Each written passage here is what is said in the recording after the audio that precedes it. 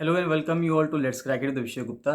तो guys video को पूरा देखिए, एंड तक वीडियो को देखिएगा। इसमें सब चीज़ें बताई गई हैं, बहुत अच्छे से आपको समझाया गया है, तो आप इसको पूरा अंत तक जरूर देखिएगा। जो भी आपको डाउट आता है, कोई इसमें अगर सजेशन है, फीडबैक है, तो उसको कमेंट सेक्शन में कमेंट करके जरूर बताइएगा। चैनल को सब्सक्राइब जरूर कर दीजिएगा अगर आपने चैनल को सब्सक्राइब नहीं किया है यूट्यूब पे। और टेलीग्राम का लिंक आपको वीडियो के डिस्क्रिप्शन में मिल जाएगा, तो टेलीग्राम को जरूर ज्वाइन करिए। फ्री टेलीग्राम चैनल है, उसको ज्वाइन करना बहुत ज़रूरी है। सारे अपडेट्स वहीं पे आते हैं, सब चीज़ें वहीं पे मिलती हैं, तो उसको ज्वाइन करना बहुत बहुत ज़्यादा ज़रूरी है। कोई भी डाउट है, कोई भी फीडबैक है, तो उसको कमेंट सेक्शन में कमेंट करके जरूर बताइएगा। लेट्स क्रैक इट का ये चैनल जो यूट्यूब पे है, उसको जरूर से जरूर सब्सक्राइब कर लीजिए। यहाँ से सब्सक्राइब का बटन दबा दीजिएगा और यहाँ से सब्सक्रिप्शन के बाद ऑल का बटन भी दबा दीजिएगा, जिससे कि सभी नोटिफिकेशंस आपको रेगुलर बेसिस पे मिलते रहें। ये वाला जो टेलीग्राम चैनल है, इसको जरूर से जरूर ज्वाइन कर लीजिए। ये टेलीग्राम चैनल आपको सर्च करने में मिल जाएगा। जैसे ही आप ये लिखेंगे let's crack it the Vishay Gupta बिना किसी स्पेस के, तो ये चैनल आ जाएगा और इस चैनल को आप ज्वाइन कर सकते हैं। तो स्वागत है आपका 24 नवंबर के करंट अफेयर्स में। बहुत इंपॉर्टेंट करंट अफेयर्स है गाइस, इनको आप डेली बेसिस पे कवर करते रहिएगा। इसमें आपको कोई भी डाउट आता है, कोई भी आपका फीडबैक है, सेशन है, तो कमेंट सेक्शन में कमेंट जरूर कीजिएगा। ये करंट अफेयर्स यूपीएससी के एग्जाम के लिए, उत्तराखंड पीसीएस के लिए, यूपी पीसीएस के लिए, आप किसी भी एग्जाम की तैयारी कर रहे हैं, सभी एग्जाम्स के लिए बहुत बहुत ज़्यादा इंपॉर्टेंट करंट अफेयर्स हैं। साथ साथ बताना चाहूँगा गाइस कि जूनियर असिस्टेंट के एग्जाम के लिए, यानी कि कनिष्ठ सहायक के एग्जाम के लिए और आरओ सचिवालय के लिए फुल प्रिपरेशन बैच चल रहा है। तो ये दोनों प्राइम बैचेस चल रहे हैं, आप इन दोनों बैचेस को ज्वाइन कर सकते हैं।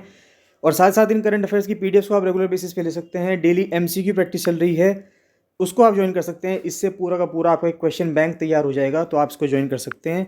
इन सभी कोर्सेज में एनरोल करने के लिए 7665804421 पर कॉल या मैसेज कर सकते हैं। तो चलिए स्टार्ट करते हैं। सबसे पहले GS1 से न्यूज़ आ रही है कि शादी के लिए, मैरिज के लिए भारत में कोई उम्र, किसी पर्सन की उम्र, चाहे वो महिला हो चाहे वो पुरुष हो, वो कैसे डिटरमाइन की जाती है, कैसे निर्धारित की जाती है। तो एक तो सरकार के कुछ लॉज होते हैं जो गवर्नमेंट रूल बनाती है, और फिर कुछ पर्सनल लॉ होते हैं, यानी कि जो किसी धर्म विशेष से जुड़े होते हैं। तो personal laws that govern marriage and other practices for communities prescribe certain criteria for marriage including age. तो जो पर्सनल लॉज हैं, यानी कि जो किसी धर्म विशेष के जो भी लॉज होते हैं, वो किस तरह से रीति रिवाजों से जो शादियां होनी है उसके बारे में तो बताता ही है, साथ ही साथ उम्र के बारे में भी बताते हैं कि किसी पर्सन की शादी कितनी उम्र पे होनी चाहिए। जैसे कि सेक्शन 5 क्लॉज 3 है हिंदू मैरिज एक्ट 1955 का, तो वो ये कहता है कि दुल्हन के लिए, ब्राइड के लिए शादी की एज 18 होनी चाहिए मिनिमम, और दूल्हे के लिए, ग्रूम के लिए मिनिमम एज 21 होनी चाहिए। यही चीज़ क्रिश्चियंस के लिए भी लिखी गई है इंडियन क्रिश्चियन मैरिज एक्ट 1872 में और स्पेशल मैरिज एक्ट में। मुस्लिम्स के लिए जो क्राइटेरिया है वो है अटेनिंग प्यूबर्टी, यानी कि जब हम प्यूबर्टी यानी कि युवावस्था जब किसी पर्सन को प्राप्त हो जाती है, तो वो शादी कर सकता है। यानी कि या तो वो दुल्हन हो या वो दूल्हा हो, जैसे ही वो 15 साल का हो जाएगा तो वो शादी करने के लिए एलिजिबल हो जाएगा। At the same time particular law exist for the prohibition of child marriage. अब बात क्या आती है, ये जो 15 साल की एज है इस्लाम धर्म के अंदर, मुस्लिम्स के अकॉर्डिंग 15 साल का पर्सन, चाहे वो लड़का हो चाहे वो लड़की हो, वो शादी के लिए लायक हो जाते हैं। लेकिन अगर देश के अंदर दूसरा कानून है, जैसे कि prohibition of child marriage act, तो इसके तहत 2006 में ये कहा गया है, और पॉक्सो का जो एक्ट बनाया हुआ है 2012 का, उसमें ये कहा गया है कि 2000 की अगर 18 वर्ष से कम लड़की की उम्र की आप शादी करते हो तो वो चाइल्ड मैरिज में आ जाएगी। तो जो पर्सनल लॉ है किसी रिलीजन का, वो तो ये कह रहा है कि 15 साल का व्यक्ति आप शादी कर सकते हो, लेकिन देश का जो कानून है, पॉक्सो एक्ट है या दूसरे जो एक्ट हैं, वो ये कह रहे हैं कि 18 साल से नीचे का पर्सन की अगर शादी करी जाती है तो उसको चाइल्ड मैरिज में कहा जाता है। तो यानी कि यहाँ पे दो जो कानून हैं वो आपस में एक दूसरे के कॉन्फ्लिक्ट हो रहे हैं। तो under the child marriage prevention act, कि चाइल्ड मैरिज को जो हमें रोकथाम करनी है उसके लिए जो अधिनियम आया हुआ है, कोई भी marriage below the prescribed age is illegal. कोई भी शादी अगर हम ऐसी उम्र में करें जो कि प्रेस्क्राइब्ड एज नहीं है, उससे कम उम्र में करें, तो वो इलीगल होगी। And the perpetrators of forced child marriage can be punished. Shayara Bano और यूनियन ऑफ इंडिया का केस हुआ था 2017 में सुप्रीम कोर्ट में। इसमें डिक्लेयर किया गया था प्रैक्टिस ऑफ इंस्टेंट ट्रिपल तलाक is unconstitutional although it is provided for under Muslim law. अब देखा जाए तो मुस्लिम्स का जो पर्सनल लॉ है उसके तहत तो ट्रिपल तलाक भी अलाउड है, लेकिन सुप्रीम कोर्ट ने ट्रिपल तलाक को 2017 में Shayara Bano versus union of India case में एक शानदार जजमेंट देते हुए उसको भी खारिज कर दिया गया। कुछ केसेस में देखा गया है कि कर्नाटका हाई कोर्ट और गुजरात हाई कोर्ट ने भी 2006 में कहा है कि special law would override personal laws and have sent the minor girl to a care facility. और स्पेशल बात यह है कि 2006 में गुजरात हाई कोर्ट और कर्नाटक हाई कोर्ट ने ये कहा है कि जो सरकार द्वारा देश में जो सरकारी कानून हैं, स्पेशल लॉज हैं, वो ओवरराइड कर जाएंगे, यानी कि उनकी प्राथमिकता बढ़ जाएगी पर्सनल लॉ के मुकाबले। मान लेते हैं कहीं पे एक तो है किसी भी रिलीजन का पर्सनल लॉ, एक है देश का कानून यानी कि कंट्री लॉ अगर हम कहें। तो अगर मान लेते हैं कि पर्सनल लॉ और कंट्री लॉ आपस में कॉन्फ्लिक्टिंग स्टेज में आ जाते हैं कि पर्सनल लॉ कुछ कह रहा है और कंट्री लॉ कुछ कह रहा है, तो किसकी बात मानी जाएगी? कंट्री लॉ की बात मानी जाएगी, पर्सनल लॉ की बात मानी नहीं जाएगी। ये किसने कहा? ये गुजरात हाई कोर्ट और कर्नाटक हाई कोर्ट ने 2006 में भी इसी बात को दोहराया। नेक्स्ट GS3 से न्यूज़ आ रही है कि 500 गीगावाट का प्लान है कि रिन्यूएबल एनर्जी को यानी कि नवीकरणीय ऊर्जा को हमें 2030 तक बढ़ाना है, जिसकी कीमत लगभग 2.44 ट्रिलियन रुपीस के तक आएगी, यानी कि 2.44 लाख करोड़ रुपए तक आएगी। तो इंडिया का प्लान है कि वो 500 गीगावाट का रिन्यूएबल एनर्जी कैपेसिटी लगाए 2030 तक, जिसमें कि हमारा 2.44 लाख करोड़ का इन्वेस्टमेंट होगा। ये किस कमेटी का कहना है? जो सेंट्रल इलेक्ट्रिसिटी अथॉरिटी के द्वारा कमेटी गठित की गई है, उसका ये कहना है। As part of its international climate commitments, Bharat ने अंतर्राष्ट्रीय स्तर पर कई सारे कमिटमेंट किए हुए हैं कि हम जो भारत है, भारत की गति को हम, भारत की प्रगति को हम किस दिशा में ले जाएंगे, उसके लिए भारत ने बहुत सारे इंटरनेशनल एग्रीमेंट्स किए हैं। इंटरनेशनली भारत ने बहुत सारे प्रोमिसेस किए हैं। इंडिया का कहना ये है कि इट विल सोर्स रफली half its energy needs from non fossil fuel sources by 2030। तो भारत का ये भी कहना है कि 2030 तक भारत जितनी भी ऊर्जा का इस्तेमाल करता है उसमें से लगभग आधी ऊर्जा ऐसी होगी जो हम नॉन फॉसिल फ्यूल से लाएंगे, यानी कि उसमें हम जो जीवाश्म ईंधन है उनको जलाएंगे नहीं। Financing the energy transition of developing countries, जैसे कि भारत का, is among the thorniest geopolitical issue. आज के टाइम पे अगर हम देखें तो सबसे कांटेदार जो जियोपॉलिटिकल इशू है वो ये है कि एनर्जी ट्रांजिशन, यानी कि ऊर्जा में जो हमें ट्रांजिशन करना है फॉसिल फ्यूल से नॉन फॉसिल फ्यूल पे अगर हमें आना है, तो जो डेवलपिंग कंट्रीज़ हैं, भारत जैसे देश हैं, बांग्लादेश जैसे देश हैं, तो वो उसको कैसे कर पाएंगे। With India having said multiple times at United Nations कि क्लाइमेट कॉन्फ्रेंस में ये कहा है कि ट्रिलियंस ऑफ डॉलर्स चाहिए इस चीज़ के लिए कि हम रिन्यूएबल एनर्जी पे आ सकें। Committee headed by chairman of the central electricity authority, और उसमें रिप्रेजेंटेटिव्स भी थे किस किस के? Solar energy corporation of India के, SECI के, central transmission utility of India के, पावर ग्रिड के, national institute of solar energy और national institute of wind energy, इन सब के जो हेड्स हैं उन्होंने भी मीटिंग में पार्टिसिपेशन किया है। They were tasked with setting out a plan for transmission system required for having 500 gigawatt of non-fossil fuel based installed capacity by 2030। Transmission plan का ये भी कहना है कि 10 गीगावाट का ऑफशोर, ये बहुत इंपॉर्टेंट है कि 10 गीगावाट का ऑफशोर विंड बेस्ड एनर्जी लगाया जाएगी। कहाँ पे? गुजरात में और तमिलनाडु में, जिसकी कीमत कितनी होगी? 28,000 करोड़ रुपए होगी। ऑफशोर का मतलब क्या होता है, इसको समझ लेते हैं। आप मान के चलिए कि अगर ये भारत की धरती है, तो भारत की धरती अगर यहाँ है तो इसके इधर जो है ये सारा समुद्र है, यहाँ पे समुद्र है। अगर हम यहाँ क्या करें कि विंड के जो चॉपर्स लगते हैं, यानी कि जो विंड एनर्जी के जो फार्म्स लगते हैं, अगर हम वो भारत की धरती पे न लगा के समुद्र में लगा दें तो कैसा रहेगा?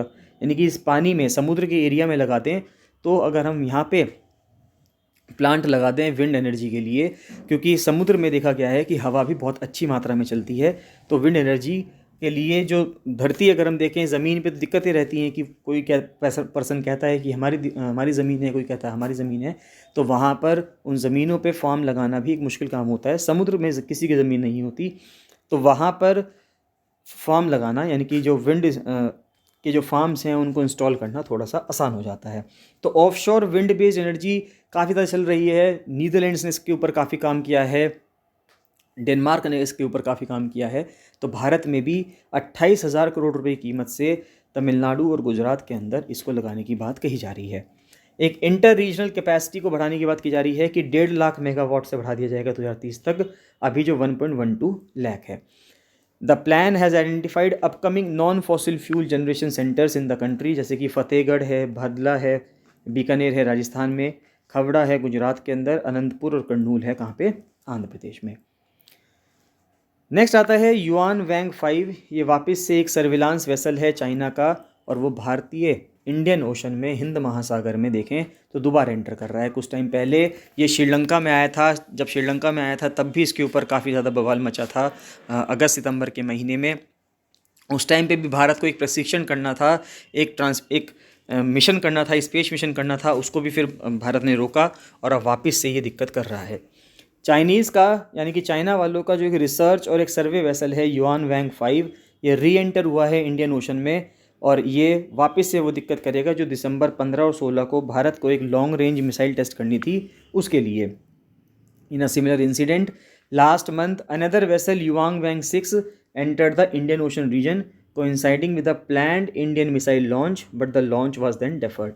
तो इसी तरह से एक इंसिडेंट हुआ अक्टूबर के महीने में भी जहाँ पे युआन वैंग 6 जो है वो इंडियन ओशन रीजन में एंटर हुआ था, जिसकी वजह से क्या कोइंसाइडिंग हो रही थी कि भारत को एक मिसाइल लॉन्च करनी थी, वो उसकी वजह से क्या हो गई थी, रोकनी पड़ी थी, इंडियन मिसाइल लॉन्च नहीं हो पाया था।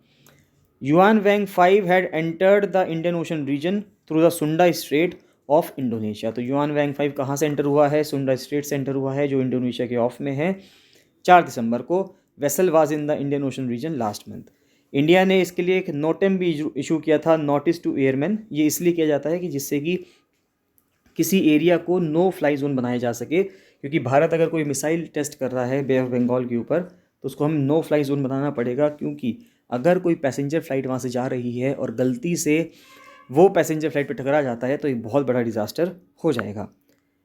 Given the range it is likely to be the test of Agni 5th intermediate range ballistic missile. तो कहा जा रहा था कि 15-16 दिसंबर में भारत को एक 5400 किलोमीटर का डिस्टेंस चाहिए था जिसमें उसको अपनी मिसाइल टेस्ट करनी थी। माना जा रहा था कि ये अग्नि 5 मिसाइल होगी। Chinese presence in the Indian ocean began in 2008 under the garb of anti piracy operation. तो जो चाइना वालों का प्रेजेंस था हिंद महासागर में बढ़ता जा रहा है। 2008 से देखें तो पहले तो ये एंटी पायरेसी के बारे में कहते थे कि हमारे जो शिप्स हैं वहाँ पे जो बहुत सारे यमन में सोमालिया के जो पायरेट्स हैं, समुद्री लुटेरे हैं, वो उसको परेशान करते हैं, तो हम गल्फ़ ऑफ एडन में यानी कि अदन की खाड़ी में वहाँ पे एंटी पायरेसी ऑपरेशन चलाएंगे। लेकिन धीरे धीरे जो चाइना का लालच है वो बढ़ता जा रहा है और धीरे धीरे वो न्यूक्लियर अटैक की जो सबमरीन्स हैं वो भी वहाँ पे डिप्लॉय कर रहा है उस समुद्र में, इंडियन ओशन में, जो कि उसको इस चीज़ की ज़रूरत नहीं है। चाइना ने कई सारे मिलिट्री बेस सेटअप कर दिए हैं। जिबूती में मिलिट्री बेस सेटअप कर दिया है। कई सारे डुअल यूज़ पोर्ट्स भी बना दिए हैं उसने, जहाँ पे जो मालवाहक विमान है वो तो आएंगे ही, साथ ही साथ मिलिट्री के वाहन भी, मिलिट्री के जो उसके जो शिप्स होते हैं उनको भी वहाँ पे वो डिप्लॉय कर देता है। जैसे कि श्रीलंका में, म्यांमार में, श्रीलंका का जो हम्बनटोटा पोर्ट है, म्यांमार का एक पोर्ट है रखाइन प्रोविंस में है, उसका क्या नाम है, क्याक्फ्यू पोर्ट है या क्या पोर्ट है, वो आप मुझे कमेंट सेक्शन में कमेंट करके बताएंगे। पाकिस्तान का ग्वादर पोर्ट है। नेक्स्ट आता है RBI's goes slow on rates limits increase to 35 basis points. तो आरबीआई ने अपनी रेपो रेट की पॉलिसी में जब मॉनेटरी पॉलिसी कमेटी बैठी तो उन्होंने रेपो रेट को 35 बेसिस पॉइंट से बढ़ाकर 6.25% कर दिया है from consecutive increases of 50 basis points. तो वैसे तो कॉन्सिक्यूटिव इंक्रीज होता है 25 बेसिस पॉइंट्स का, 50 बेसिस पॉइंट्स का एक। अब आप ये समझे कि बेसिस पॉइंट्स होते क्या हैं। 100 बेसिस पॉइंट्स का मतलब होता है 1%।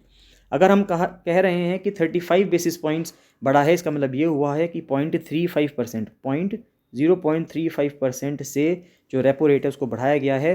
पहला रेपो रेट 5.85% हुआ करता था और 5.85 होने के बाद, या 5.80 हुआ करता था और 5.80 होने के बाद अब 6.25 हो गया है।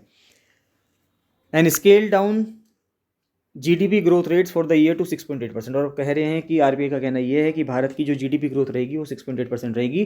पहले इसको आरबीआई ने 7% बताया था। 100 बेसिस पॉइंट का मतलब होता है 1% का। सेंट्रल बैंक ने ये रिटेन किया है कि इन्फ्लेशन जो है 2022-23 का 6.7% रहेगा। ये आपको ध्यान रहना चाहिए कि भारत में जो मॉनेटरी पॉलिसी कमेटी लाई गई उर्जित पटेल के द्वारा 2016 में, उसका मुख्य उद्देश्य ये था कि हमें इन्फ्लेशन को 4% ±2% पे रखना है, यानी कि 6% हमारी अपर टॉलरेंस लिमिट है, इससे ऊपर इन्फ्लेशन नहीं जाना चाहिए। जबकि लगातार पूरा साल हो गया है 6.7% से ऊपर इन्फ्लेशन का रेट बना हुआ है। इसरो ने एक एमओयू साइन किया है स्पेस टेक इनोवेशन नेटवर्क के साथ, स्पिन के साथ। तो इसरो ने एक एमओयू साइन किया है विद सोशल अल्फा, जो कि एक मल्टी स्टेज इनोवेशन, क्यूरेशन और एक वेंचर डेवलपमेंट प्लेटफॉर्म है साइंस एंड टेक्नोलॉजी स्टार्टअप्स के लिए, जिसने क्या लॉन्च किया है, स्पेस टेक्नोलॉजी इनोवेशन नेटवर्क, यानी जिसको स्पिन कहा जा रहा है। स्पिन भारत का पहला डेडिकेटेड प्लेटफॉर्म है इनोवेशन के लिए, नवाचार के लिए, क्यूरेशन के लिए, फिर वेंचर डेवलपमेंट करेगा ये for the burgeoning space entrepreneurial ecosystem की स्पेस के लिए जो एंटरप्रेन्योरियल इकोसिस्टम चल रहा है, जो उद्यमिता आ रही है स्पेस सेक्टर के अंदर, उसको बढ़ावा देने की बात की जा रही है। Space agency said that the tie-up is one of a kind public-private collaboration for startups and SMEs in the space industry. Spin will primarily focus on facilitating space tech entrepreneurs in 3 distinct innovation categories. 3 चीज़ों में हम काम करेंगे, किस किस में? एक तो जियो स्पेशल टेक्नोलॉजीज़ में, डाउनस्ट्रीम एप्लीकेशंस में, enabling technologies for space and mobility, और एरोस्पेस मटीरियल्स में, सेंसर्स में और एवियोनिक्स में। नेक्स्ट बहुत ही शानदार पर्सन रहे हैं डॉक्टर दिलीप महालनबिस, जिन्होंने ORS यानी कि ओरल रिहाइड्रेशन सिस्टम या ओरल रिहाइड्रेशन सॉल्यूशन बनाया, जिसको WHO करता है, WHO प्रमाणित करता है, और हम बहुत आसानी से दुकानों से इलेक्ट्रॉल के नाम से लेते हैं। दुकान पे एक जो मेडिकल स्टोर्स होते हैं वहाँ पे एक इलेक्ट्रॉल के नाम से एक चीज़ आती है, जो जब भी आपको डायरिया होता है, लूज मोशंस होते हैं, तो उस टाइम पे कहा जाता है कि पेशेंट्स को ये पिलाना चाहिए।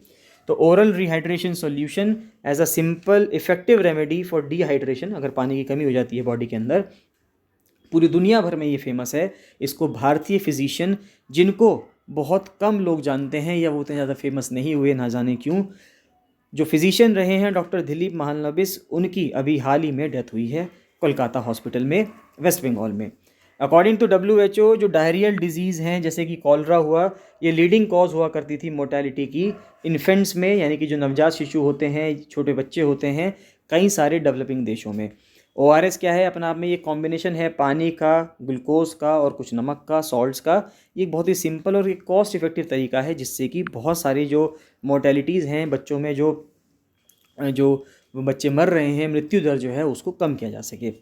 डॉक्टर महालनबिस काम कर रहे थे रेफ्यूजी कैंप्स में जब 1971 का बांग्लादेश लिबरेशन वॉर हुआ और बहुत सारे लोग माइग्रेट करके बांग्लादेश से भारत आ गए। When he came up with ORS, जिसका लैंसेट का कहना ये था ये मोस्ट इंपॉर्टेंट मेडिकल डिस्कवरी है 20th सेंचुरी की। बहुत इंपॉर्टेंट बात है कि भारत के रिसर्चर्स द्वारा, भारत के साइंटिस्ट द्वारा, एक डॉक्टर द्वारा बहुत ही शानदार एक डिस्कवरी की गई है, इंपॉर्टेंट मेडिकल डिस्कवरी की गई है 20th सेंचुरी की। 1975 से लेके 1979 तक अगर देखें तो Mahalanobis worked in cholera control for WHO, Afghanistan, Egypt and Yemen. तो उन्होंने अफ़गानिस्तान में, इजिप्ट में और यमन में बहुत काम किया है। During the 1980s he worked as WHO consultant on research on the management of bacterial diseases. तो बैक्टीरियल डिजीज पे भी उन्होंने काम किया है। 2002 में अगर देखें तो doctor Mahalanobis along with doctor Nathaniel P. Pierce was awarded the Pollin prize by Columbia University. तो पोलिन प्राइज़ भी उनको मिला कोलंबिया यूनिवर्सिटी से। ये प्राइज़ कुछ ऐसा ही है जैसे कि आपको नोबेल मिल जाए किसमें? पेडियाट्रिक्स में।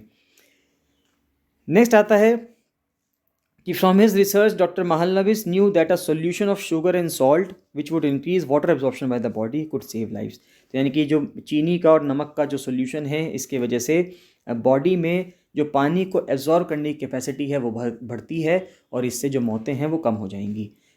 उन्होंने और उनकी टीम ने कई सारे सॉल्यूशंस प्रिपेयर करे बहुत बड़े बड़े ड्रम्स में, जिससे कि उनके पेशेंट्स को, उनके रिलेटिव्स को दिया जा सके। Oral solution that we elected to use consisted of 22 gram glucose. उसमें 22 ग्राम ग्लूकोज होता है, 3.5 ग्राम नमक होता है, 2.5 ग्राम सोडियम बाइकार्बोनेट होता है, बेकिंग सोडा पर लीटर ऑफ वाटर। ये एक सिंपलेस्ट फार्मूला है containing the minimum number of ingredients. बहुत कम इंग्रेडिएंट्स लगे और बहुत ज़्यादा इफेक्टिव होता है पेशेंट्स के लिए। इससे पेशेंट्स को बचाया जा सकता है। मेडिकल फ्रेटर्निटी पहले तो स्केप्टिकल होती है, सिंपल सी बात है। पहले तो उनको जो मेडिकल कम्युनिटी थी उनको लगता था कि क्या ये कारगर होगा या नहीं होगा, लेकिन बाद में इसको WHO तक ने अपना लिया और ये विश्व में, ऐसा नहीं है सिर्फ भारत में या एशिया में, पूरे विश्व में ये दिया जाता है। ये फर्स्ट लाइन ऑफ डिफेंस आप कह सकते हैं जब भी किसी पर्सन को बॉडी में डिहाइड्रेशन की दिक्कत होती है। Today the WHO recommends a combination of sodium chloride, anhydrous glucose, potassium chloride, trisodium citrate dihydrate as the ORS formula. Bharat में 29 जुलाई को ऑब्जर्व किया जाता है ORS डे। इंपॉर्टेंट चीज़ है। One of the advantages with ORS is that even untrained people can administer it. यानी कि अगर आपके पास ट्रेनिंग नहीं है अच्छी खासी, तब भी आप इसको कर सकते हो और इससे पेशेंट्स जो हॉस्पिटल में एडमिट होते हैं उनकी देख रेख भी बहुत अच्छे से हो सकती है। इसमें इलेक्ट्रोलाइट्स होता है राइट प्रोपोर्शंस में और ये बेबीज़ को, छोटे बच्चों को, एडल्ट्स को दिया जाता है जिस टाइम पे वो डायरिया से सफ़र करते हैं। ORS must be added only to water. Important बात यह है कि ORS को सिर्फ और सिर्फ पानी में ही ऐड किया जाना चाहिए, किसी मिल्क में, सूप में, जूस में या किसी भी सॉफ्ट ड्रिंक में ऐड नहीं करना चाहिए। और शुगर भी इस सॉल्यूशन में ऊपर से ऐड नहीं करनी चाहिए। जो ORS का घोल आता है वही पानी में डालें और उसको डायरेक्ट पिएं, उसमें और कुछ मिलाना नहीं है। National highway authority of India ने एक इंफ्रा इन्वेस्टमेंट बॉन्ड निकाले हैं जिसमें आपको रिटर्न मिलने जा रहा है 8% का। तो सरकार का कहना ये है कि NHAI को डायरेक्ट पैसा दीजिए, NHAI की डायरेक्ट बॉन्ड्स कीजिए। NHAI के पास पैसा आएगा तो NHAI सड़क बनाने में उनको बहुत अच्छे से इस्तेमाल कर पाएगी और बाद में आपके पैसे से आपको 8% रिटर्न भी देगी, जो अभी तक सबसे ज़्यादा है, कहीं पर भी इतना रिटर्न नहीं मिल रहा है। NHAI का जो इंफ्रास्ट्रक्चर इन्वेस्टमेंट ट्रस्ट है was looking to raise an additional 3800 crore रुपए रेज करने की बात की जा रही है और 1500 करोड़ रुपए गार्नर की जाएंगे through an issue of non convertible debentures. तो non convertible debentures with a long dated maturity of 24 years, तो 24 साल की इसकी क्या है, मैच्योरिटी है। NHAI इन्विट क्या है अगर हम देखें तो नेशनल अथॉरिटी ऑफ इंडिया, जो national highway authority of India का इन्वेस्टमेंट इंफ्रा इन्वेस्टमेंट ट्रस्ट है, ये अपने आप में एक इंफ्रास्ट्रक्चर इन्वेस्टमेंट ट्रस्ट है जिसको किसने स्पॉन्सर किया है, NHAI ने किया है। क्या करने के लिए, सरकार का जो नेशनल मॉनिटाइजेशन पाइपलाइन है उसके लिए। ये ट्रस्ट है जिसको स्टैब्लिश किया गया है इंडियन ट्रस्ट एक्ट 1882 के तहत और सेबी रेगुलेशंस के तहत। यूनियन कैबिनेट मिनिस्टर जो हैं या यूनियन कैबिनेट जो prime minister Narendra Modi chair करते हैं, उन्होंने इसको अप्रूवल दिया था कि इसको आप बनाएं दिसंबर 2019 में। और company had started to meet investor groups the following year, और अगले साल से 2020 से इसमें इन्वेस्टर्स ग्रुप यानी कि जो इसके अंदर इन्वेस्ट कर सकते हैं उनसे बातचीत शुरू हो गई। तो इन्विट क्या होते हैं अगर हम देखें, इंफ्रास्ट्रक्चर इन्वेस्टमेंट ट्रस्ट, ये वो इंस्टीट्यूशंस होते हैं जैसे कि लगभग म्यूचुअल फंड्स होते हैं, which pool investments from various categories of investors. अलग अलग लोग जो हैं इसमें पैसा डालते हैं, फिर उसको वो इन्वेस्ट कर देते हैं किसी भी इंफ्रास्ट्रक्चर प्रोजेक्ट में और उससे जो रिटर्न मिलता है बाद में लोगों को जिस हिसाब से प्रॉमिस किया जाता है उस हिसाब से रिटर्न दे दिया जाता है। The capital market regulator notified the SEBI infrastructure investment trust regulation 2014 on सितंबर 26, 2014। फिर स्ट्रक्चर्ड लाइक म्यूचुअल फंड्स की तरह बिल्कुल ये बने हैं। इनमें एक ट्रस्टी होता है, स्पॉन्सर होता है, इन्वेस्टमेंट मैनेजर होता है, प्रोजेक्ट मैनेजर होता है। वाइल द ट्रस्टी जिसको सेबी सर्टिफाई करता है, securities and exchange board of India certify करता है, उसकी रिस्पॉन्सिबिलिटी होती है कि वो इंस्पेक्ट करे इन्विट के परफॉर्मेंस को, स्पॉन्सर करे और प्रमोट करे उस कंपनी को। In the case of PPP यानी कि पब्लिक प्राइवेट पार्टनरशिप में के जो प्रोजेक्ट्स हैं उनमें क्या होता है, it refers to the infrastructure developer or a special purpose vehicle holding the concession. कुछ फैक्ट्स आते हैं अगर हम देखें लास्ट में। प्रोमिनेंट आर्टिस्ट हैं और राइटर रहे हैं मनोहर देवदास, उनकी डेथ हो गई है। Koundinya wild life sanctuary zone कहाँ पे है, आंध्र प्रदेश में है। और काशी को डेजिग्नेट किया गया है किसके रूप में, शंघाई कोऑपरेशन ऑर्गेनाइजेशन के कल्चरल एंड टूरिस्ट कैपिटल के लिए फॉर 2022-23। तो ये थे गाइज आज के करंट अफेयर्स में। आपको कोई भी डाउट आता है, कोई भी फीडबैक है, सेशन है, तो कमेंट सेक्शन में कमेंट करके जरूर बताइएगा। चलिए बाकी मिलते हैं नेक्स्ट वीडियो में। So thank you, bye bye.